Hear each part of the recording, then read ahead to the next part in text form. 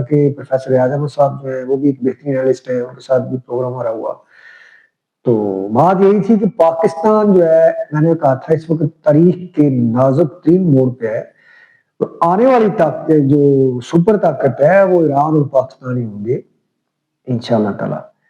بے شک چائنا اور روس بھی ہیں، یا پھر پاکستان پہلے تنہا رہ جائے گا اور عالمی جنگ چھڑ جائے گی. اور عالمی جنگ چھڑنے کی وجہ ایران کی بجائے پاکستان کو بھی کہا جا سکتا ہے. اور دوسری بات یہ تھی کہ پاکستان جس عقل مندی سے، جس ذہانت سے اور جس انتہائی ملی، اسلامی و قومی ذمہ داری سے خارجہ پالیسی چلا رہا ہے، تو امید ہے کہ پاکستان عالمی ورلڈ وار کو بھی روکے گا اور کوئی ایسی حرکت نہیں کرے گا جس سے مسلمانوں میں جنگ چھڑے. لیکن سب سے نازک مسئلہ یہ تھا کہ ابھی میرا ایک ولاگ اپلوڈ ہوا تھا جوید چودھری صاحب کے ساتھ کہ معاہدے انسان کو پابند کرتے ہیں. یعنی جو جوید چودھری صاحب نے 12 ملک میں تقریر کی تھی، جو انہوں نے بولا تھا کہ جی وہ ایران کو ہتھیار ڈال دینے چاہیے، ایران کو وعدہ کر لینا چاہیے، امریکہ کے ساتھ 15 نکات مان لینا چاہیے وقتی طور پہ. تو بات یہ ہے کہ پاکستان کا سعودی عرب کے ساتھ وعدہ ہوا.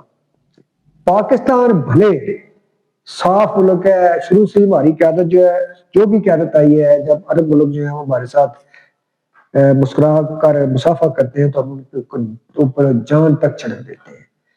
تو ہوا یہ تھا کہ پاکستان کے اندر یہ بھی کوئی بات نہ ہو، لیکن شاید سعودی عرب نے اور کچھ عرب ملکوں نے وہ سونگ لی تھی کہ ٹرمپ یو ٹرن لینے والا ہے اور ٹرمپ جو ہے وہ میں بھی حملہ کرے. تو ایران اور سعودی عرب کے درمیان وعدہ ہوا، ہم نے بیان باجے بجھائے. وعدہ کیا تھا کہ سعودی عرب پر حملہ، پاکستان پر حملہ صبر کیا جائے گا. پاکستان اور یہ دونوں ملک ایک دوسرے کے دفاع کے پابند ہیں، اور اگر سعودی عرب پر کسی نے حملہ کیا تو پاکستان سعودی عرب کے ساتھ مل کر اس کے ساتھ جنگ کرے گا. تو سب سے خطرناک بات یہ تھی کہ سعودی عرب جو ہے وہ ایران کے خلاف ہے. سعودی عرب میں امریکہ کے اڈے تھے، اور جنگ شروع ہوتے ہی ایران نے سب سے پہلے نشانہ بنایا امریکن اڈوں کو. لیکن ایران کو سلوٹ کہ جیسے پاکستان نے انڈیا کو بتا کے مارا، دس کے مارا، کتنے کتنے تین پھٹ پا دے، کتنے کتنے مارا دے، کتوں مارا دے. تو ایران نے بھی باقاعدہ کہا کہ میں حملے کرنے لگا ہوں، اپنے عوام کو پیچھے ڈالے، میں صرف امریکن اور اسرائیلی جو ایسٹس ہیں ان پہ اپنے دفاع کا محفوظ رکھتے ہوئے حملے کروں گا. اور کیے. اور اگر پاکستان اور سعودی عرب کا معاہدہ نہ ہوتا، اگر پاکستان انوالو نہ ہوتا، تو یہ حملے ایران کے لگتا یہی ہے کہ صرف ان ایسٹس پر نہیں تھے، پھر صرف وہ ان کے فوجی اڈے، میزائل اڈے، ریڈار سسٹم، وہی صرف ایسٹس نہیں تھا اسرائیل اور امریکہ کا، ایسٹس پوری قوم ہوتی ہے.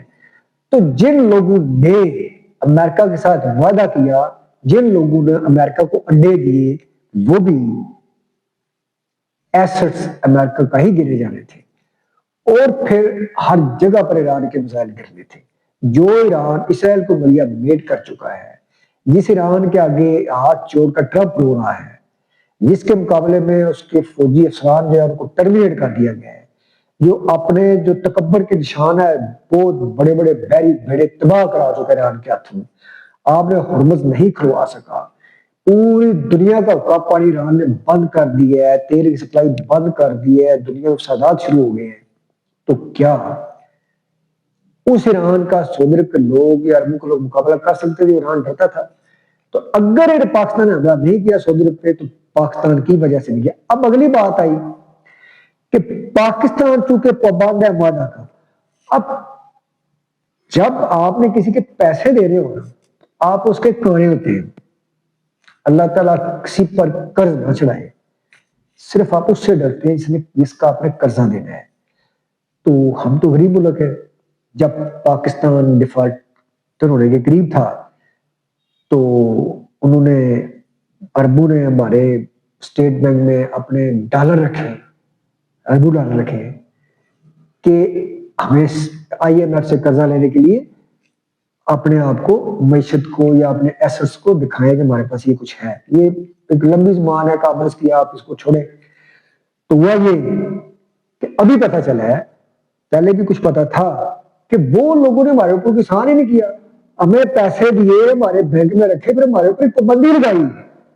ہمارے اوپر مسلمان ملکوں نے ہمارے اوپر، اسلامی بھائیوں کے اوپر، اپنے مسلم بھائیوں کے اوپر پابندی لگائی، آپ پیسہ استعمال نہیں کر سکتے.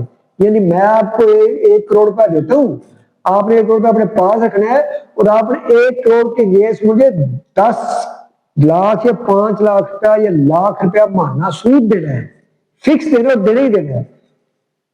تو اس کا مطلب میں کاروبار کر رہا ہوں اس 1 کروڑ سے. لیکن آپ مجھے کہتے ہیں کہ میں نے کاروبار بھی نہیں کرنا، وہ 1 کروڑ روپیہ میں فریز رکھنا ہے، اور میں نے دیگر جو مجھے ادھر سے آپ نے ہو رہی ہے کاروبار سے، میں نے اس میں سے 1 لاکھ یا 2 لاکھ فکس آپ کو دینا ہے، آسان زبان میں.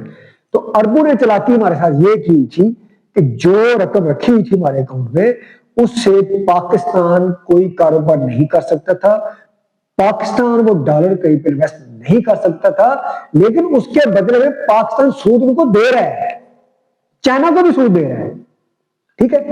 تو اب ہوا یہ کہ جو ہی پاکستان کے اوپر اندر سے سامنے صاف نظر آ رہا ہے کہ پریشر ڈالا گیا کہ پاکستان اربوں کے ساتھ مل کے ایران کی مخالفت کرے، ایران کے ساتھ لڑائی کرے.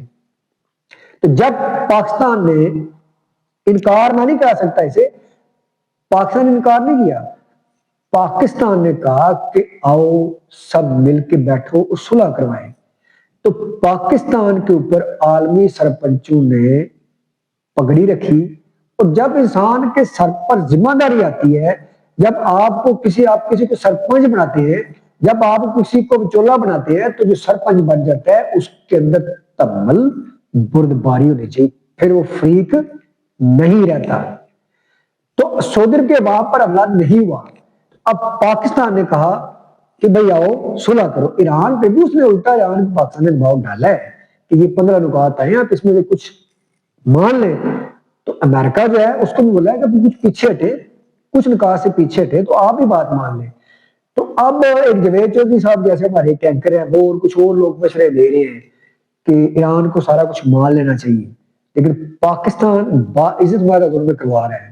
ایران جو ہے وہ گارنٹی مانگتا ہے. اب پاکستان اور چائنا کا اس میں اہم رول بن رہا تھا. تو اب اربوں نے کیا کیا کہ اپنے ڈالر واپس مانگ لیے کہ بھائی اگر ہمارے ساتھ مل کے ایران سے نہیں لڑنا، ڈالر واپس دیں. تو بات یہ ہے اگر واپس نہ مانگتے، تو میں بھی ایران کے خلاف اگر خدا نہ حاکم بدہن پاکستان اربوں کے ساتھ مل کے ایران کے ساتھ لڑتا، تو عوامی رائے عامہ شاید پاکستان کے ساتھ اتنی زیادہ خلاف نہ ہوتی سوائے ایک مسلک کے. لیکن اب جب چاول پونے کی حد کی ہے کہ بھائی نہیں لڑنا تھا، لڑائی لے گا پیسے بھی واپس کیوں، تو اب پاکستان کے پاس جواز موجود ہے. بہرحال پاکستان پھر بھی اپنے مدد کی پاسداری کر رہا ہے. پاکستان نے ایران سے ریکویسٹ کی، منع کیا، تو الحمدللہ ایران نے ان کے عوامی مقامات پر حملہ نہیں کیا، ان کے ذاتی ایسٹس پر حملہ نہیں کیا، تو جنگ نہیں پھیلی. اور اب اگر پاکستان مل کے اربوں کے ساتھ ایران کے خلاف لڑتا تو ورلڈ وار شروع ہو جانی تھی. اور اب اگر عرب چاہ رہے ہیں یا کوئی ملک چاہ رہا ہے اسرائیل یا کوئی بھی کہ ایران پہ ایٹمی حملہ کیا جائے، تو ایٹمی حملہ ہوا تو انشاءاللہ تعالی پاکستان اس کے خلاف ہوگا جس نے ایٹمی حملے میں پہل کی اور جنہوں نے اس کو اکسایا. اللہ تعالیٰ سے دعا کریں، اللہ تعالیٰ مسلمانوں میں اتحاد اتفاق پیدا کرے. اور اس وقت پاکستان الحمدللہ پوری دنیا میں معاشی والے سے مضبوط ترین ملک بن رہا ہے. اور اس وقت پاکستان دنیا کی تاریخ کا سب سے بڑا ہیرو ہے. بہت شکریہ. اللہ حافظ.